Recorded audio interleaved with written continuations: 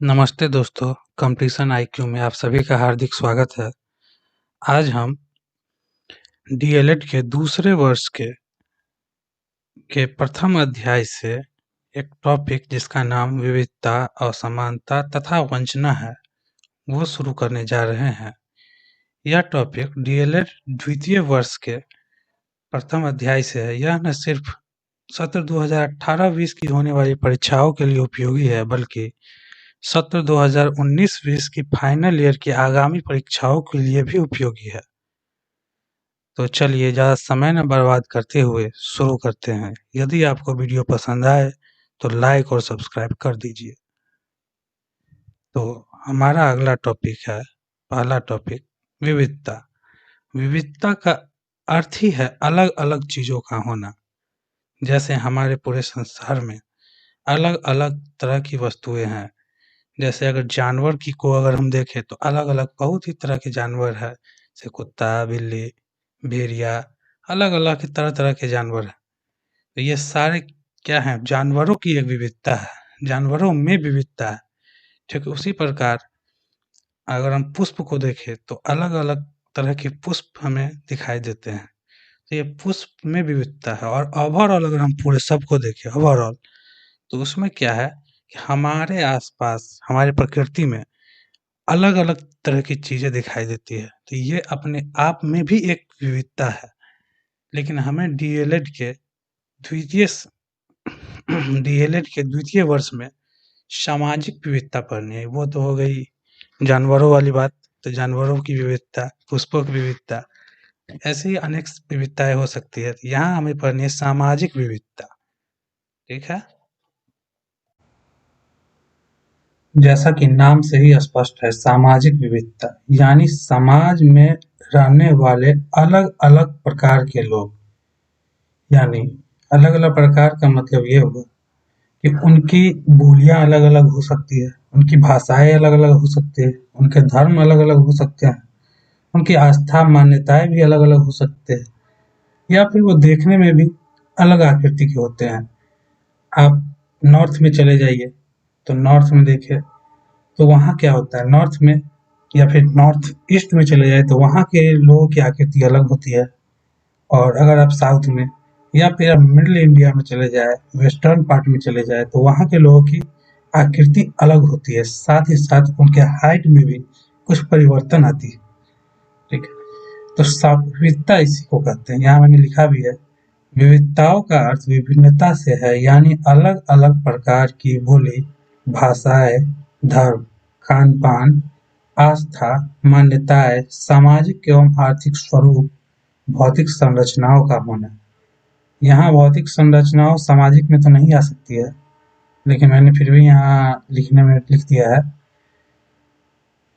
और ये हमारी प्रकृति विविधताओं से परिपूर्ण है, ये तो सभी को पता है।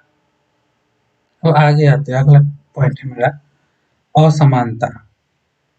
देखिए असमानता कैसे सिंपल वर्ड में पहले समझने की कोशिश करते हैं। विविधता समाज में हमने देख लिया है कि तरह-तरह के लोग रहते हैं, अलग-अलग जाति, धर्म वगैरह से लोग रहते हैं। लेकिन जब इन्हीं अलग-अलग लोगों का जब इन्हीं अलग-अलग लोगों का विविधता के आधार पर ही एक दूसरे से भेदभाव किया जाता है, जैसे कि निवास स्थान के आधार पर। समाज में रह रहे लोगों में जो विविधताएं होती है, उसी विविधता के आधार पर जब लोगों के साथ भेदभाव किया जाता है, उन्हें सुविधाओं और अवसरों से वंचित किया जाता है। लेकिन यहाँ यह कहना ज़्यादा सटीक रहेगा, वो संघर्ष करने के बावजूद भी सुविधाओं और अवसरों से वंचित किया जाता है और उसी स्थिति में लोग रहने के लिए बाध्य हो जाते हैं। इसे ही असमानता कहते हैं। अच्छा, और भेदभाव का आधार क्या हो सकता है? भाषा, धर्म, संप्रदाय, लिंग। यहाँ में लिंग छूट गया है, आप लोग लिंग यहाँ पर ऐड कर लेंगे। जैसे कि क्या होता है, जैसे हम पहले के ज़माने में ज़्यादा होता था, अब तो बहुत मॉडर्न हो गया है, तो कम हो गया है, कि कहते थे गाँव घर में कि बेटी है, बेटी को ज़्यादा पढ़ाना नहीं चाहिए। बहुत कम लोग शिक्षा की ओर अग्रसर होते थे। तो वो सारी चीज़ें असमानता में आ जाती है। या फिर हम लोग धर्म के आधार पर ही देखते हैं ये नीच कुल का है, इसे ज़्यादा शिक्षा नहीं देनी चाहिए, ये शिक्षा दे के भी क्या करेगा, आगे भी तो वही काम करेगा। ये तरह-तरह की बातें पहले ज़्यादा होती थी, अब तो बहुत कंट्रोल में है सारी चीज़। दूसरे शब्दों में ये किताबी लैंग्वेज है, इसे भी आप देख सकते हैं। असमानता सत्ता व वर्चस्ववादी ताकतों के हस्तक्षेप के द्वारा विकास के संसाधनों का असमान वितरण से उत्पन्न वह स्थिति है जिसमें एक ही समाज में विभिन्न समुदाय विभिन्न अवस्थाओं में रहने के लिए बाध्य होते हैं। ठीक है, तो यही है, यहाँ भेदभाव किया जाता है लोगों के साथ, उसके कारण लोग सुविधा और अवसरों से वंचित रह जाते हैं, आगे बढ़ने का उन्हें मौका नहीं मिल पाता है। जबकि दूसरे लोग जो होंगे, उसी समाज के दूसरे लोग, वो आगे बढ़ जाएंगे, उन्हें मौका मिलेगा। और हमारा तीसरा पॉइंट है वंचन। ये तीनों चीज़ जो हम पढ़ रहे हैं, विविधता, असमानता, वंचन और वंचना, ये चारों चीज़ें जो हम पढ़ेंगे यहाँ पे सभी एक दूसरे से किसी न किसी रूप में जुड़ी हुई है। वंचन क्या है, इसे समझते हैं। वंचन कोई भी व्यक्ति जो उस समाज में रह रहा हो और विविधता के आधार पर उसके साथ भेदभाव किया गया हो, उससे आगे बढ़ने का मौका नहीं दिया गया हो, यानी कि साधारण शब्दों में कि उसके साथ असमानता का व्यवहार किया गया हो। तो असमानता के व्यवहार के कारण उसके मन में एक तुच्छ भावना आती है। वो समझता है कि हम आगे अब बढ़ नहीं सकते हैं, हम ऐसे ही रह पाएंगे, सारी जिंदगी ऐसे ही बिता देंगे। हमारा इस ओर प्रयत्न करना सही नहीं है, और जो जिस स्थिति में उसी स्थिति में रहना वो चाहता है।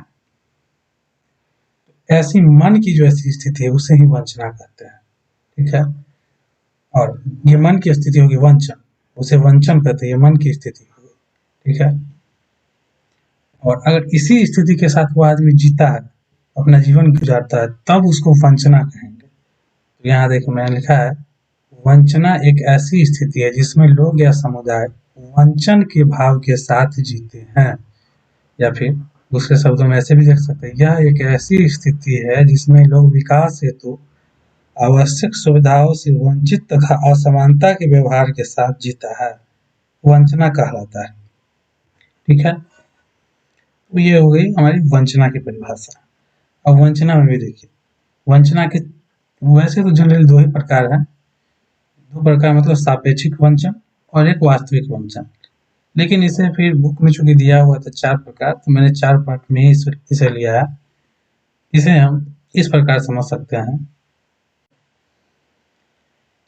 जैसे आपने कभी अगर इकोनॉमिक्स पढ़ा होगा तो इकोनॉमिक्स में भी पढ़ाया जाता है गरीबी। गरीबी 2 प्रकार की होती है, एक होती है एब्सोल्यूट गरीबी पॉवर्टी, और एक होता है रिलेटिव पॉवर्टी। ठीक है, एब्सोल्यूट में क्या होगा, कुछ मापदंड रखे गए हैं, जैसे रोटी कपड़ा मकान, और कुछ खाना का मापदंड, इतना ग्राम इतना 100 ग्राम। इससे नीचे अगर कोई भी आदमी को मतलब नहीं मुनासिब हो पाता है तो वो एब्सोल्यूट गरीबी, एब्सोल्यूट गरीबी मतलब वास्तविक गरीबी या व्यक्ति गरीबी में, वास्तविक गरीबी में, व्यक्ति तो नहीं कर सकते, वास्तविक गरीबी में आ जाता है। और दूसरा क्या होता है रिलेटिव, जैसे कि जब कोई आदमी है उसे ये सारी चीजें, मूलभूत सारी चीजें मिल रही है, रोटी कपड़ा मकान सारी चीजें, लेकिन फिर भी उसके बगल में पड़ोस में कोई ऐसा आदमी रहता है जिसके पास अपना 4 चक्का है, अपना गाड़ी है, वो दिन रात उसी से आते जाता है, अपना बाइक है, अपना घर है। तो इसके मन में भी क्या होता है, दूसरा जो गरीब है, गरीब तो उसे नहीं कह सकते हैं एब्सोल्यूट, लेकिन फिर भी उसके मन में क्या होता है, काश मेरे भी पास उसके जैसा सारा सुख सुविधा, भौतिक सुविधाएं होती। और चूंकि मेरे पास ये सारी सुविधा, इसलिए वो क्या करता है, अपने आप को उसके समक्ष गरीब मानता है। तो इसे ही हम रिलेटिव पॉवर्टी कहते हैं। इंडिया में ये जो एब्सोल्यूट और रिलेटिव दोनों पॉवर्टी है, चूंकि तो इकोनॉमिक्स की बात हो गई, ये आगे चलेगा। ठीक वही बात यहाँ पे है। एक हो गया आपका वंचन, वास्तविक वंचन, और एक हो गया सापेक्षिक वंचन। वास्तविक वंचन में क्या होता है, लोगों को मूलभूत आवश्यकताएं जो होती है वही नहीं मिल पाती है, मूलभूत आवश्यकताओं से भी वंचित किया जाता है। जो मूलभूत आगे बढ़ने के लिए, जीवन जीने के लिए मुख्य मुख्य आवश्यकता है वही नहीं दिया जाता है, उसे ही हम वास्तविक वंचन कहते हैं। मूलभूत चीज़ों में जैसे कैसे हाँ, या फिर सामान्य सुविधाएँ उसे मिल भी पाती है, सामान्य सुविधाएँ मिल भी पाती है, तो किसी शारीरिक या फिर मानसिक अपंगता के कारण या अक्षमता के कारण वो इन सभी चीज़ों का उपयोग नहीं कर सकता है। जैसे किसी को कोई मानसिक बीमारी है, उसके कारण किसी चीज़ का संसाधन का उपयोग नहीं कर पाया, तो वो भी वास्तविक वंचन में ही आ जाएगा। और दूसरा है सापेक्षिक वंचन। सापेक्षिक मतलब रिलेटिव, रिलेटिव वंचन, ठीक है। रिलेटिव वंचन में क्या होता है कि दूसरों के भौतिक संसाधन या सामाजिक प्रतिष्ठा के कारण यदि कोई आदमी अपने आप को समझता है कि हम उस सुविधाओं से वंचित है, हमें वो सारी सुविधाएं, वो भौतिक संसाधन नहीं प्राप्त हो रही, तो वैसे वंचन को कहेंगे सापेक्षिक वंचन। तो वैसे देखें तो वास्तविक और सापेक्षिक दो ही वंचन होते हैं, लेकिन इसे भी दो चार भागों में दो भागों में विभाजित करके चार भागों में बना दिया गया। व्यक्तिगत वास्तविक वंचन में मतलब कि एक व्यक्ति के साथ ऐसा होता है कि उसे मूलभूत आवश्यकताओं से, सुविधाओं से दूर रखा जाता है। और सामूहिक वास्तविक वंचन मतलब पूरे समूह के साथ ऐसा होता है, जो कि इंडिया में यही है ज़्यादातर। एक पूरे समूह को क्या किया जाता है, जो मूलभूत आवश्यकताओं, भौतिक सुविधाओं से दूर रखा जाता है। सापेक्षिक में मतलब कोई एक व्यक्ति की दूसरे व्यक्ति की भौतिक सुविधाओं या संसाधनों, सामाजिक प्रतिष्ठा से अपने आप को नीचा समझता है, अपने आप को समझता है कि वो सारी सुविधाएं हमें नहीं मिल पाई। और चौथा है सामूहिक शामिल, पूरा एक समूह किसी दूसरे समूह के समान सामाजिक प्रतिष्ठा नहीं पा पाता है या भौतिक संसाधन किसी के पास नहीं हो पाती है, तो उसे ही हम कहते हैं, उसे ही हम लोग क्या कहते हैं, सामूहिक, इसे ही सामूहिक सापेक्षिक वंचन कहते हैं। अब हमें देखना है कि वंचन के जो हमने ये इतने प्रकार देखे हैं, विविधताएं देखी है, असमानताएं देखी है, इनका शैक्षिक या विद्यालय परिप्रेक्ष्य क्या है, इसका विद्यालय की शिक्षा में क्या रोल है। देखिए, ये हमारा देश भारत में बहुत अलग अलग तरह के लोग रहते हैं, और विद्यालय, हमारा विद्यालय जो है वो भी समाज का ही एक अंग है। तो जाहिर सी बात है, स्कूल में, हमारे स्कूल में, विद्यालय में जो भी बच्चे आएंगे वो उसी समाज में से आएंगे, और उस समाज में विविधता व्याप्त है, तो हमारे स्कूल में भी बच्चों में विविधताएं देखने को मिलेगी। और बच्चे चूंकि अलग अलग धर्म से, जाति से, पृष्ठभूमि से, आर्थिक स्थिति के आधार पर, या फिर सामाजिक स्थिति के आधार पर, या फिर कह सकते हैं पेशा के आधार पर, अलग अलग पृष्ठभूमि से आएंगे बच्चे, अलग अलग तरह से जैसे बच्चे आएंगे, तो सबों का अपना अपना एक अनुभव होगा। कल जैसे व्यापारी का बच्चा, कोई व्यापारी कोई बच्चा अगर आता है, तो उसे कैलकुलेशन में, पैसे गिनने में, पैसे का हिसाब किताब रखने का एक अच्छा अनुभव होगा। ठीक उसी प्रकार यदि एक माली का बच्चा आता है, उसे पौधों के बारे में अधिक जानकारी होगी। तो हर बच्चों का अपना एक अनुभव होगा, और साथ ही साथ उसमें उस क्षेत्र में विशेष क्षमताएं भी हासिल होगी, उसी क्षेत्र में नहीं, किसी अन्य क्षेत्र में भी विशेष क्षमताएं हो सकती है हासिल। तो एक शिक्षक के नाते हमें कक्षा में उन सभी अनुभवों को स्थान देना चाहिए, ताकि उनकी अनुभव से और बच्चों को भी लाभ हो। और जिन बच्चों में विशेष क्षमताएं हैं, कुछ अलग क्षमताएं हैं, उन क्षमताओं को पहचान कर उन्हें उस दिशा में प्रोत्साहित करना चाहिए, ताकि वे उसकी ओर अच्छी तरह से और काम कर सके। ठीक है। अगर हम ऐसा अगर हम ऐसा नहीं करते हैं अगर हम ऐसा नहीं करते हैं, समाज में व्याप्त विविधताओं के आधार पर जो असमानता फैली हुई है, उसी प्रकार से अगर हम कक्षा कक्ष में भी असमानता का व्यवहार करते हैं, तो क्या होगा, बच्चों में एक रोष उत्पन्न होगा, उनमें एक हीन भाव उत्पन्न होगा। तो हीन भाव उत्पन्न होगा उनकी पढ़ाई से, या फिर उस क्षेत्र में, जिस क्षेत्र में उन्हें हीन भाव उत्पन्न, वो बेहतर नहीं कर पाएंगे। सिस्टम के प्रति उनका एक रोष उत्पन्न होगा। यहाँ मैंने लिखा है, सिस्टम के प्रति एक रोष उत्पन्न होगा, सिस्टम के प्रति एक रोष या द्वेष उत्पन्न होगा, जो आगे चल के बच्चे के व्यक्तित्व को अस्तित्व यहाँ लिखा गया है, यहाँ व्यक्तित्व होना चाहिए, व्यक्तित्व को निर्धारित करेगा। अतः हमें एक ऐसा वातावरण का निर्माण करना चाहिए जहाँ सभी प्रकार की विविधताओं का सम्मान हो, सभी प्रकार के बच्चों के अनुभवों को स्थान मिले। एक समावेशी वातावरण में बच्चों को समान रूप से विकास करने का अवसर प्राप्त हो।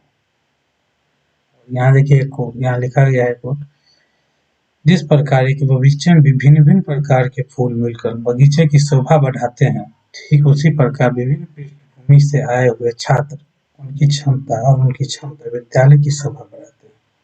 ठीक है, तो यही था हमारा पहला टॉपिक, विविधता और समानता और वंचना। ठीक है, इसके अलावा क्लैरिटी के लिए हमारे पास 2 एग्जाम्पल है। अगर आप चाहें तो इस एग्जाम्पल खास की एक छोटी सी कहानी है, इसे भी सुन सकते हैं या फिर अपनी वीडियो को यहीं समाप्त कर सकते हैं। अगर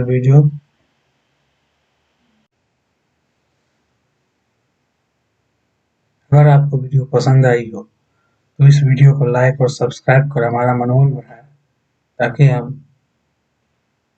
डीएलएड से संबंधित और भी टॉपिक्स को कवर करें। धन्यवाद।